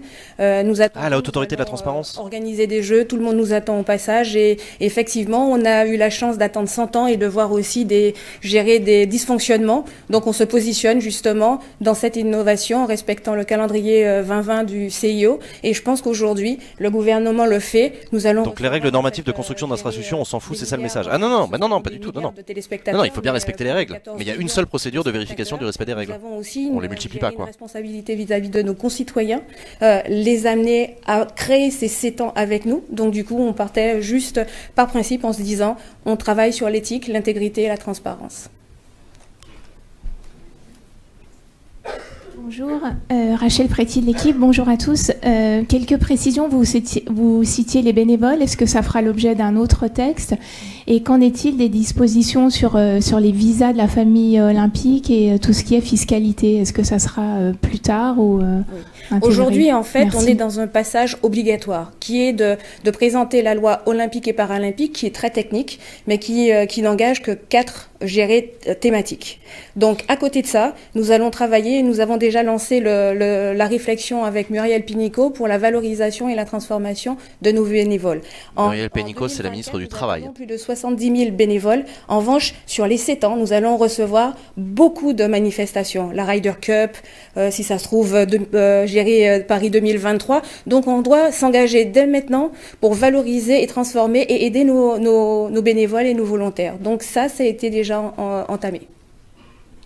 Une dernière question. Oui, bonjour. Alexandre Boudet pour le HuffPost. Pour revenir sur la question transparence, quel est le dispositif qui a été adopté? Est-ce que c'est une publication comme pour les ministres de déclaration d'intérêt et de patrimoine? Est-ce que c'est comme les députés, sera juste consultable quelque part? Qu'est-ce qui a été retenu? Il y a obligation de livrer à la haute autorité, mais ce sera pas, ce sera en fait, ce ne sera pas public, voilà. Ok, donc la transparence des membres du COJO. Le principe de la haute autorité, je rappelle que l'intérêt devront être transparents. Vous présentez votre déclaration de patrimoine, ce que font les députés, à l'entrée, et vous êtes vérifié à la sortie. Et ça permet justement à la haute autorité de vérifier qu'il n'y a pas eu d'enrichissement illogique, anormaux ou d'autres qualificatifs. Et donc ça permet d'avoir cette garantie, mais en même temps on ne met pas sur la place publique. Est-ce que toutes les épreuves sont en région parisienne? Ah non, pas du tout. Pas du tout. Partout en France, je pense notamment à la voile qui sera à Marseille. Merci beaucoup. Merci. Voilà, donc ça c'est la fin de cette présentation vraiment spécifique sur la question du projet de loi qui a été discuté ce matin sur la question des Jeux Olympiques de 2024. Je ne savais pas qu'ils allaient faire carrément une conférence de presse avec 3 ministres. Vous avez entendu Julien de Normandie sur la question des procédures pour la construction d'infrastructures, etc. Ça va être accéléré, ça va être facilité. Vous avez entendu Laura Flessel sur la question du sport avec la mise en place du COJO, le comité d'organisation des Jeux, etc. Bon, je suis revenu sur les propos liminaires. Et enfin sur la question du handicap et la mobilisation des bénévoles avec Sophie Cluzel. Voilà, ça c'était pour les Jeux Olympiques. On revient sur le Conseil des ministres avec le porte-parole Christophe Castaner. Chaque semaine, l'actualité de la semaine avec ses déclinaisons politiques, ses déclinaisons sociales. Et une nouvelle fois, il a insisté sur la nécessité de mettre de la cohérence dans l'action. et de montrer qu'au fond, chaque territoire doit être accompagné. Et quand j'évoquais tout à l'heure les quartiers politiques de la ville, il a aussi évoqué tous les territoires, ceux qui sont en périphérie de ces quartiers, ceux qui sont ruraux, ceux qui sont... Ouais, donc là, il est en train de revenir, Christophe Castaner, sur la présentation du plan sur la politique de la ville de la part d'Emmanuel Macron. C'était hier à Tourcoing. Mais il a rappelé aussi que systématiquement dans notre action, nous devions travailler sur ces deux grandes causes fondamentales. D'abord, celle du climat. Et pas seulement parce qu'au moment où je vous parle, il est déjà en route pour se rendre au sommet de la COP23, pour confirmer nos engagements, les engagements de la France, l'exemplarité de la France et la dynamique. Nous voulons être moteurs de cet engagement sur le combat contre le réchauffement climatique. Mais il a su nous rappeler que chacune de nos actions, qu'il s'agisse de politique de la ville, qu'il s'agisse de préparation du rendez-vous olympique de 2024, doit intégrer cette dimension-là. Et la deuxième grande cause sur laquelle il a voulu aussi encore à nouveau insister ce matin, ce sont les sujets d'égalité. D'égalité femmes-hommes, mais d'égalité en général. Et là encore, sur son déplacement pendant 2 jours sur la thématique des quartiers, ce sujet est évidemment au cœur même de la mobilisation, parce que la question de l'égalité, c'est celle des mobilités, c'est celle du refus du déterminisme social, et c'est celle du refus de celles et ceux, entre femmes et hommes, qui considèrent qu'il y aurait une hiérarchie qui impliquerait des conséquences de type soumission. Et donc il a évidemment insisté à nouveau sur ce sujet-là, parce que je crois que nous ne pouvons pas conduire de politique sans systématiquement se poser la question de savoir si c'est un moyen de lutter pour les égalités. Nous avons travaillé sur le projet de loi de finances rectificative. Donc, résumé, Emmanuel Macron a sensibilisé ses ministres sur la question de l'égalité des quartiers et du réchauffement climatique. À réagir, à répondre, à atteindre nos objectifs d'équilibre. C'est un peu chaque semaine au Conseil des ministres, le président de la République fait un petit peu un point global politique en disant à ses ministres, voilà, j'attire vraiment votre attention sur l'importance dans toutes vos actions de réfléchir à ça, etc. De faire adopter en lecture définitive par l'Assemblée nationale ce texte de 4 articles. Là, c'est un projet de loi de finances rectificative que le ministre Gérald Darmanin et Bruno Le Maire sont en train de présenter à la Commission des finances de l'Assemblée nationale, qui est effectivement d'une ampleur différente. Le premier avait un caractère exceptionnel, celui-ci a un caractère plus habituel. L'ambition de ce PLFR, c'est d'abord de réaffirmer, de maintenir notre objectif de prévision économique du gouvernement avec une croissance du PIB de 1,7%. Certains pensent, nous sommes en novembre, que le chiffre pourrait être meilleur. Nous n'avons pas voulu prendre de risques, entre guillemets, garder le principe de prudence qui caractérise notre construction budgétaire depuis 6 mois et faire en sorte que nous soyons dans une approche réaliste et prudente.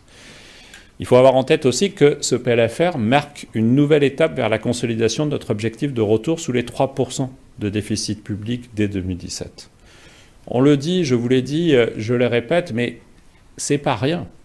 Nous devrions sortir par ce biais-là du processus de déficit excessif dans lequel la France est aujourd'hui avec un autre pays européen, nous sommes 2 pour l'ensemble de l'Europe, et dans le processus dans lequel nous sommes depuis... Avec la Grèce, je crois. Depuis 2009, aucun gouvernement, aucun budget n'a permis de sortir de ce système d'un... Donc Christophe Castaner qui profite de la présentation du projet de loi de finances rectificative pour rappeler l'objectif qui est celui d'Emmanuel Macron et du gouvernement de sortir de la procédure de déficit excessif au niveau européen. Vous savez qu'au niveau européen, les institutions européennes surveillent les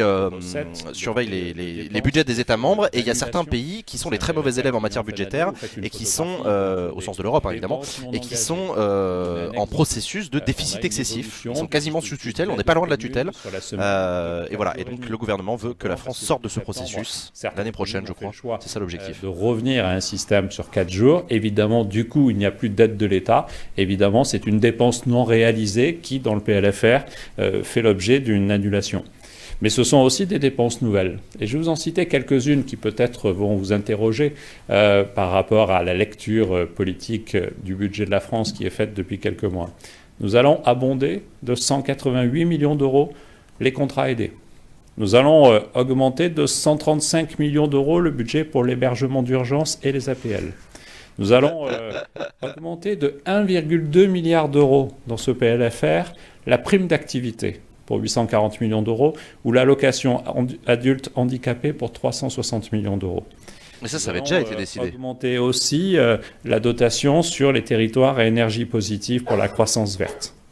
Mais c'est aussi des réactions. Vous avez entendu les petits messages politiques? Non, ça n'avait pas encore été diffusé, la hache. Je croyais que c'était dans le PLF. Et ainsi, nous mobiliserons Ah oui, dans le PLF, pas dans le... Oui. au titre du soutien à la collectivité Mais, de Saint-Martin. Après, Et le petit message politique, hein, vous avez entendu, sur les contrats aidés, on profite du PLFR pour faire une rallonge. Ça, c'est la réponse du gouvernement à la question sur les contrats aidés. Dotation agricole. Je rappelle que ce texte préserve la totalité, l'intégralité des dotations aux collectivités locales. Austérité, nous voilà. Bah là, pour le coup, avec tout ce qui en a annoncé, on est s'éloigne de l'austérité. C'est aussi un texte qui pose un certain nombre de grands principes sur lesquels Gérald Darmanin a eu l'occasion de s'exprimer. Je ne reviendrai pas, mais le prélèvement à la source, et le dispositif a été présenté par mon collègue, mais aussi des mesures importantes. C'est aussi la nouvelle de la semaine, hein, Gérald Darmanin qui a confirmé que le prélèvement à la source sera mis en place en 2019. Pour les intérêts. Il y avait une question, on ne savait pas très bien si le gouvernement d'Édouard Philippe allait maintenir cet objectif qui était celui du gouvernement précédent. Ce qui est, vous le savez, largement supérieur. Ils l'ont décalé d'un an a priori. Pour un prêt classique, nous avons décidé de les diminuer par 2. Mais c'est aussi la concrétisation d'engagements que Nicolas Hulot a pu rappeler ici devant vous, la mise en place d'une taxe sur l'exploration de gisements hydrocarbures, et c'était annoncé, nous le mettons en œuvre. Et c'est enfin des mesures de lutte contre la fraude fiscale, avec un certain nombre d'actions qui sont proposées, qui devront être complétées par d'autres. Mais nous devons évaluer d'abord le dispositif qui a été mis en place, notamment par le gouvernement précédent, suite à l'affaire des Panama Papers. Et puis nous devons aussi améliorer encore l'information, le lien avec les banques françaises en termes d'échange automatique d'informations. Donc il y a de l'harmonisation, mais il y a aussi des dispositifs anti-abus qui sont mis en avant. Nous avons travaillé sur le projet de loi relatif à l'organisation des Jeux Olympiques et Paralympiques 2024. Je n'y reviendrai pas. Non, peut-être avant, pardon, je vais revenir un tout petit peu en arrière et revenir sur la synthèse qu'a fait le Premier ministre sur ce projet de loi de finances rectificative, qui est en fait la synthèse de notre engagement budgétaire depuis que nous sommes en responsabilité. Il a rappelé que notre force aujourd'hui venait de plusieurs principes. D'abord, le projet présidentiel, le respect du projet présidentiel.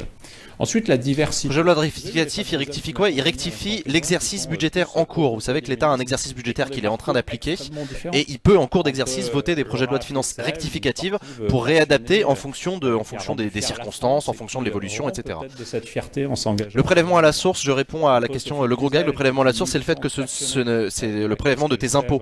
C'est plus toi qui vas payer tes impôts directement depuis ton compte en banque personnel. Les impôts vont être prélevés sur le versement de tes salaires, en gros. C'est ça de tes revenus. Et qui a contribué à construire un mouvement politique là. Oui, uniquement l'impôt sur le revenu, évidemment. Bien sûr. Oui, j'ai pas précisé, c'est bien ton impôt sur le revenu. Que le Premier ministre a voulu rappeler. Mais le troisième point qui fait notre crédibilité aujourd'hui, et je reprends ces mots, c'est notre volonté de garantir une crédibilité, la crédibilité de notre action. Et ça, le PLF, il ne va pas être voté. Il y a 2 semaines, il rectifie déjà. Non, le PLF, c'est pour l'année prochaine. Projet de loi de finances pour 2018. Là, on parle de 2017. Ah, on a un tout petit bug, c'est bon. De la discussion sur les ordonnances travail, mais qu'aujourd'hui, vous retrouvez sur tous les sujets.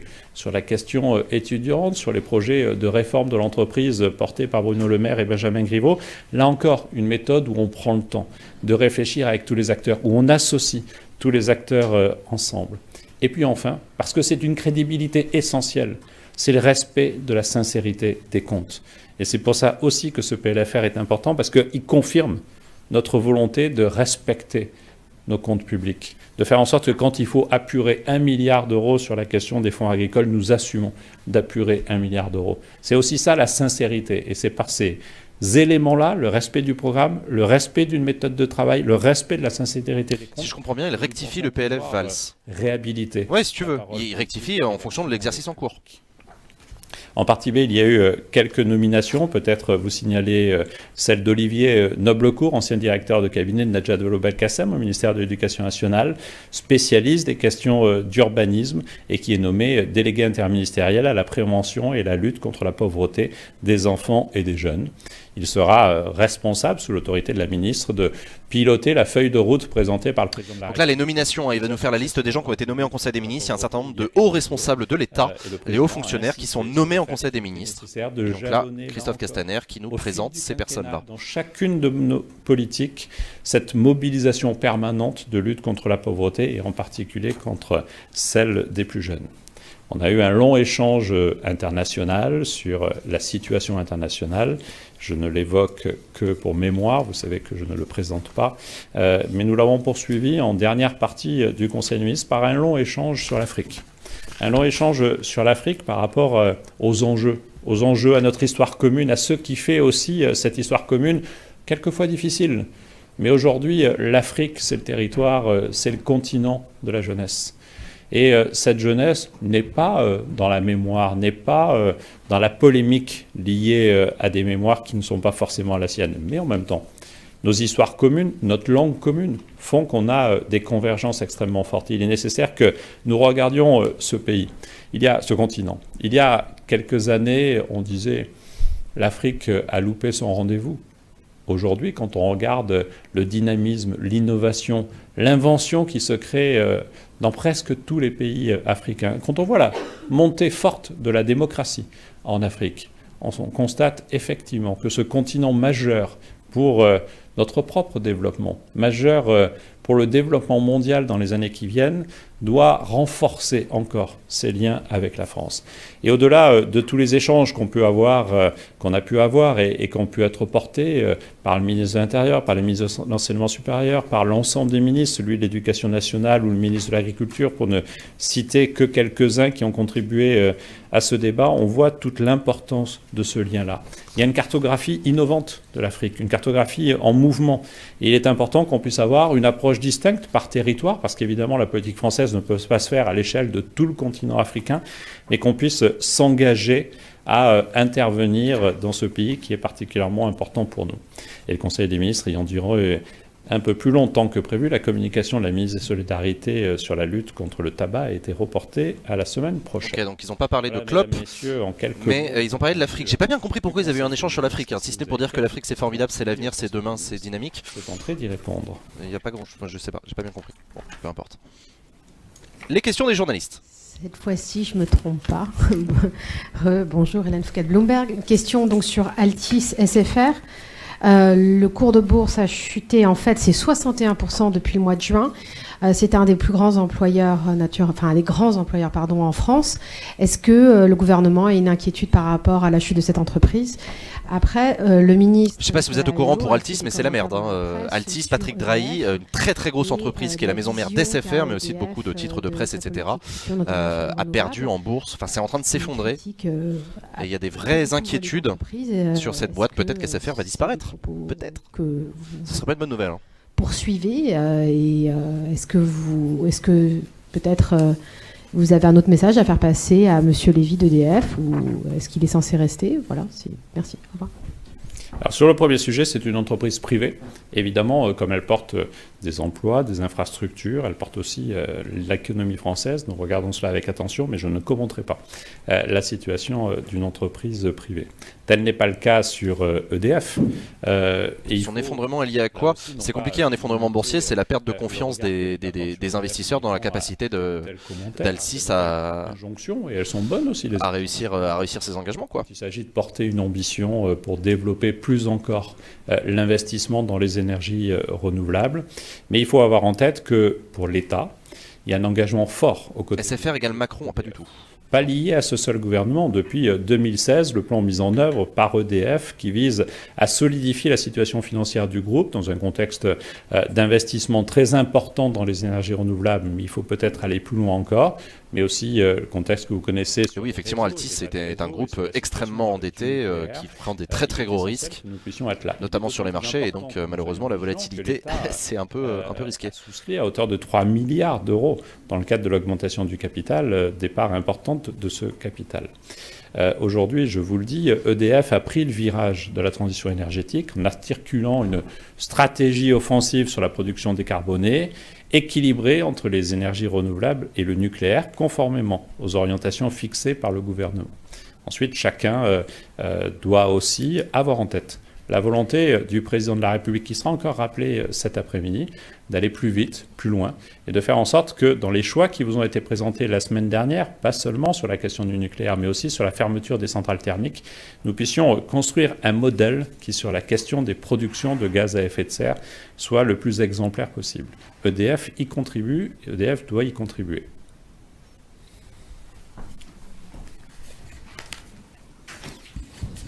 Ça, c'était pour la partie énergétique. Bonjour, Évidemment, ça fait suite la Syrie, à l'annonce de la semaine dernière de Nicolas Hulot libération de Raqqa, juste sur la sortie du nucléaire repoussée à 35 ans.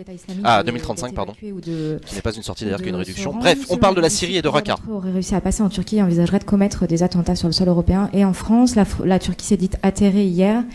Est-ce que la France a une réaction? Est-ce que la France, en tant que membre de la coalition, était au courant de cet accord passé? Je n'ai pas d'informations sur ce sujet. Ah, c'est dommage. Ce serait intéressant de savoir s'il y a 3000 djihadistes prêts à nous tuer en Turquie à l'heure actuelle. Pas 3300. Rien n'est jamais sûr. Alors, mais vous êtes très certainement samedi, vous allez devenir patron de votre formation politique. Est-ce que pour vous, ça peut être compatible avec le ministère que vous occupez actuellement, les relations avec le Parlement?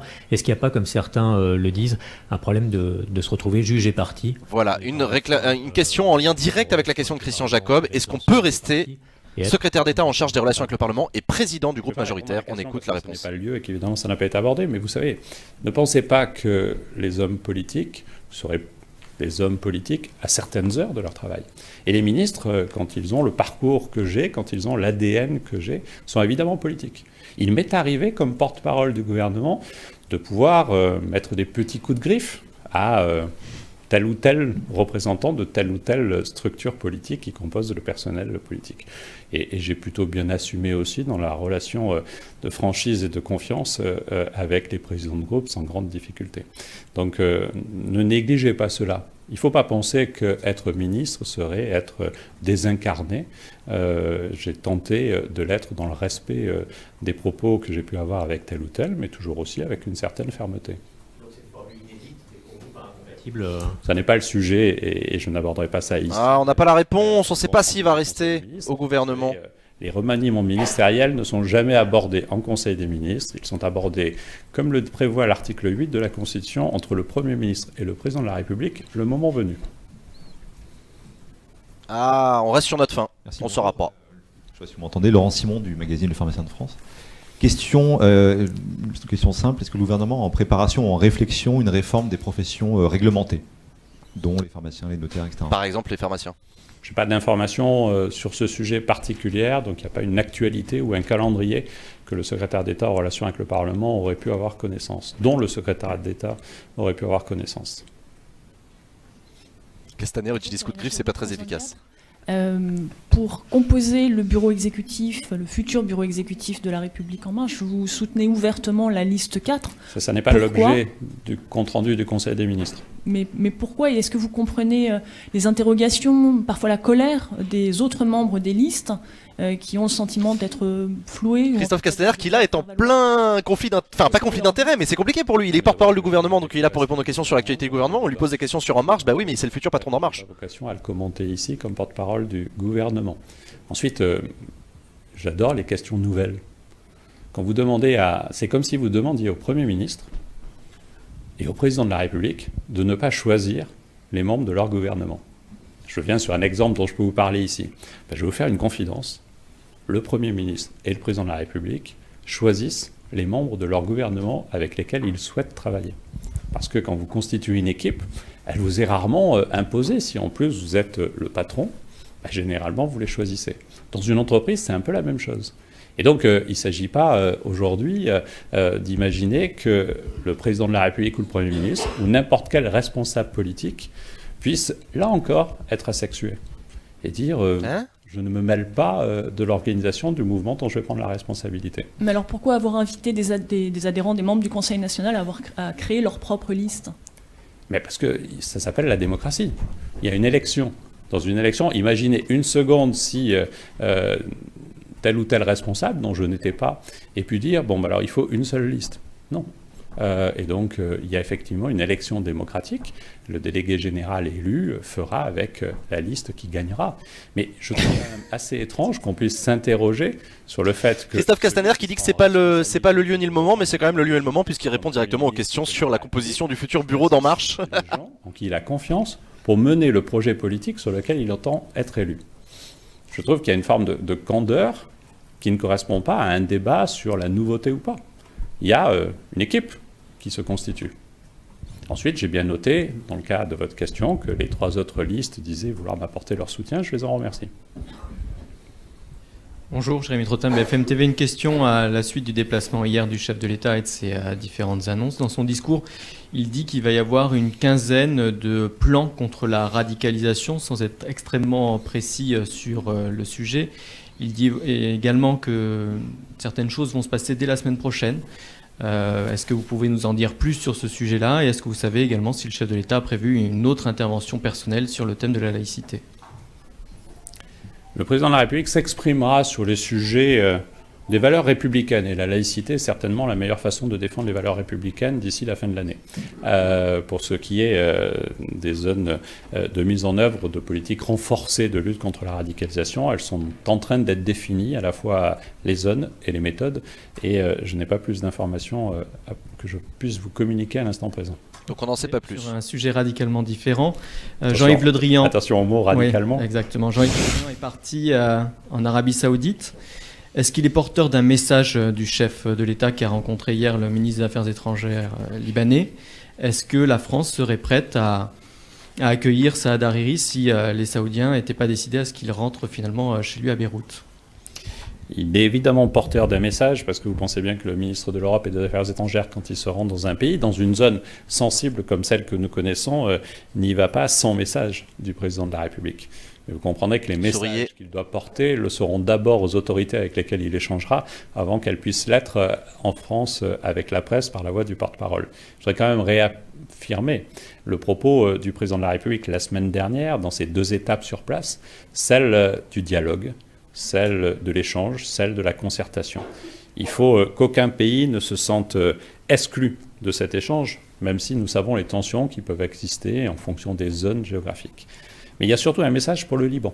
La France tient à l'indépendance, à l'autonomie, et à cette identité toute particulière qui est liée à ce lien entre la France et le Liban, mais aussi à ce poids dans la démocratie du Moyen-Orient, sur ce territoire-là, de la force d'un Liban indépendant. Et donc, le président de la République souhaite que le Premier ministre puisse réaffirmer... C'est de la diplomatie, on aurait besoin d'avoir Alexandre là, qui puisse nous en expliquer un petit peu plus, mais quand la France dit qu'elle tient à l'indépendance du Liban, ça veut dire aux Saoudiens, bah les pattes, foutez la paix au Liban et laissez-les gérer tout seuls. Si c'est pas si simple que ça, évidemment. Le Premier ministre libanais doit pouvoir avoir cette liberté-là. Bonjour, Laurence Benamou, AFP. Je reviens sur le sujet de la laïcité, sur lequel le président, effectivement, ne s'est pas encore exprimé en détail.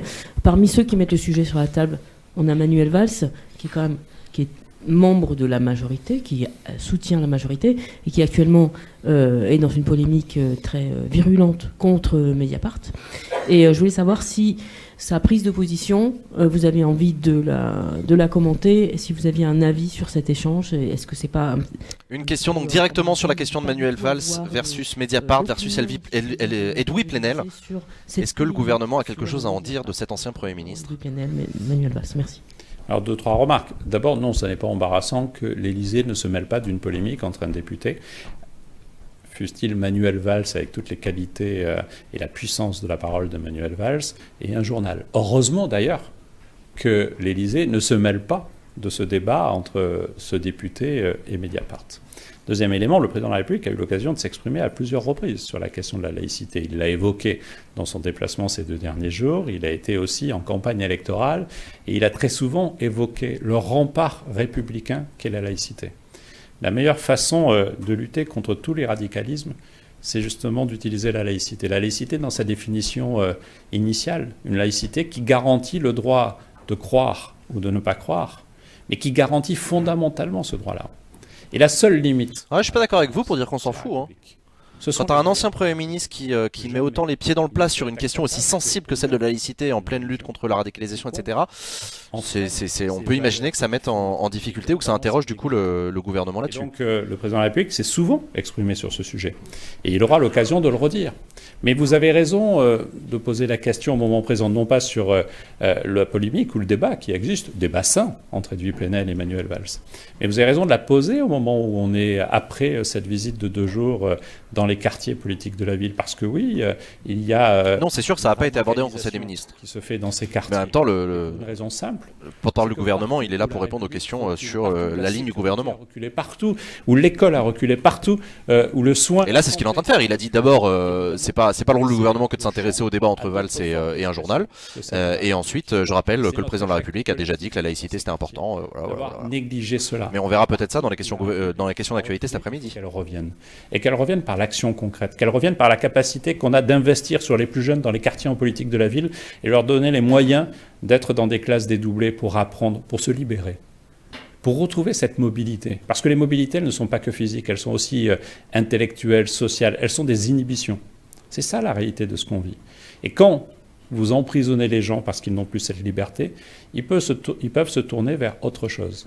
Et la radicalisation naît toujours de l'échec de l'accompagnement que la République devait porter à ses enfants. Une dernière question, on a bien compris que vous ne vouliez pas parler des problèmes partisans d'En Marche. En revanche, peut-être un mot sur votre bilan, comment vous avez vécu ces 6 mois ici en tant que porte-parole. Ah, c'est l'heure du bilan. Conseil à prodiguer à Christophe Castaner, qui va peut-être quitter le porte-parole là. Un remaniement se décide par le président de la République et le Premier ministre. Mais je vais juste faire un clin d'œil. Vous savez, le bilan d'un homme, d'une femme, d'un journaliste, d'un politique, est toujours aussi souvent un bilan collectif. Et pour un homme politique, le bilan est d'autant plus collectif qu'il s'appuie au quotidien. Presque 18 heures par jour, 20 heures par jour sur des collaborateurs. Ces collaborateurs sont là, et donc, du coup, je peux aussi les saluer en partant du fond, celui qui est caché, Olivier, Hélène. Oh, c'est trop gentil, le secrétaire d'État qui remercie son cabinet seul bilan publiquement. D'avoir tenté d'être à la hauteur aussi parce qu'ils étaient là. C'est trop chou. Vous savez, nous verrons qui sera en responsabilité de ce sujet si le président de la République et le Premier ministre devaient décider que je ne le sois plus. Et je ne doute pas que ce sera une personne de qualité qui n'aura pas besoin de conseils sur ce sujet. Et si jamais elle en avait besoin, je tenterai de lui apporter avec toute l'affection que je pourrais lui apporter. Donc Castaner qui ne confirme ni n'infirme rien. Général d'En Marche, vous ferez des points presse hebdomadaires ou pas? Promis, je vous réunirai et je vous dirai comment le délégué général d'En Marche. Donc tout le monde sait qu'il va partir, hein, mais il n'a pas encore le droit de le dire, tout ça, c'est pas sa décision. Il y a quelques jours, le compte Facebook de La République En Marche a partagé la vidéo très virale d'un youtubeur qui milite pour la suppression des filières L, ES et S au baccalauréat. Je n'ai pas d'informations sur ce sujet. Oh, bah, je vais répondre si vous avez une question sur le bac. Toujours est-il que le ministre de l'Éducation nationale a évoqué cette piste de la suppression parmi d'autres. Est-ce que c'est une piste que défendra La République En Marche et est-ce que c'est une piste que défend le gouvernement? Est-ce que vous avez vu la vidéo de ce youtubeur? Aujourd'hui, le ministre a ouvert cette discussion-là, qui était d'ailleurs un engagement du président de la République. Un engagement de plus d'égalité, de plus de simplification, de plus d'efficacité aussi pour préparer l'avenir, c'est-à-dire l'inscription dans d'autres types de formations après le baccalauréat pour ceux qui le souhaitent. Je ne sais plus comment il s'appelle. Et donc aujourd'hui, le ministre de l'Éducation nationale a ouvert des discussions où tout est mis sur la table. Et dans l'esprit de ce sur quoi le président de la République s'était engagé, c'est-à-dire une évaluation permanente pour un grand nombre de matières, une évaluation ponctuelle le jour de l'examen du baccalauréat pour quelques matières essentielles selon les filières. Et évidemment, les filières peuvent être amenées à évoluer. Il n'y a pas d'autre aujourd'hui prise de position sur ce sujet. J'ai entendu le ministre évoquer ces sujets-là, mais avec la volonté Attendez, je vais retrouver la vidéo. Fermer possible au début de la discussion dans une quelconque posture. Le fait que ce mouvement politique que vous... Non, c'est bon, c'est déjà dans le chat. Bon, Sylvain s'en occupe, il vous la met dans le chat. Par jalousie, parce que j'aurais adoré avoir autant de lecteurs que cette vidéo qui, effectivement, comme pas de lecteurs, d'auditeurs, de spectateurs, que cette vidéo qui de viewers, on dit. Est devenue virale.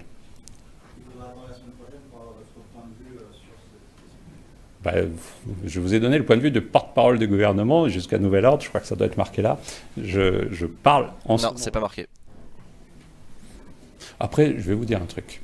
Comme porte-parole du gouvernement, quand ce sont des sujets d'actualité gouvernementaux, et j'essaye de me tenir à jour de cette position-là. Après, moi, je ne fais pas partie de ces hommes politiques qui pensent qu'il faut avoir des avis sur tout, tout le temps. Et donc, il est bien aussi d'avoir une méthode de travail, il est bien aussi de pouvoir prendre le temps de réfléchir avant d'apporter des réponses. Je crois que j'incarne aussi cela cette modestie, c'est pas forcément ce qui me caractérise le plus, chacun peut juger, mais cette modestie de croire qu'on peut tout savoir. Moi, comme porte-parole du gouvernement, ça peut rejoindre la question précédente. Ma seule intelligence est celle des autres, celle que j'ai pu porter parce que j'ai écouté, j'ai étudié, j'ai appris, j'ai mis en mots ce que je vous rends ici. Mon intelligence se limite à cela. On a terminé. Je vous souhaite un excellent appétit et à très bientôt.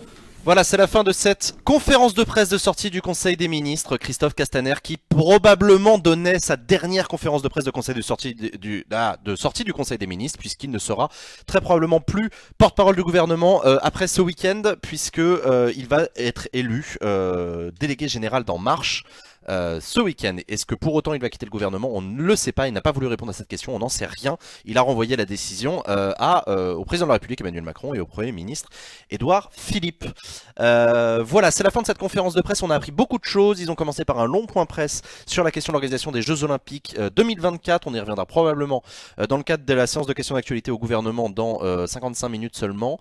On a parlé du projet de loi de finances rectificative, on a parlé de l'Afrique très rapidement, et je crois que c'est un peu tout pour le tour d'horizon de l'actualité. Et après, dans les questions des journalistes, il y avait quand même beaucoup de choses sur la question de la radicalisation, sur la question de Saad Hariri, sur... Enfin voilà, il y a eu quand même pas mal de choses. Mais voilà, on va s'arrêter là pour cette émission, chers amis. On se retrouve à 14h45 pour la reprise de l'émission d'Acropolis. On sera en direct pour la séance de questions d'actualité au gouvernement à l'Assemblée nationale. Fin d'émission générique, à tout à l'heure, 14h45. Ciao.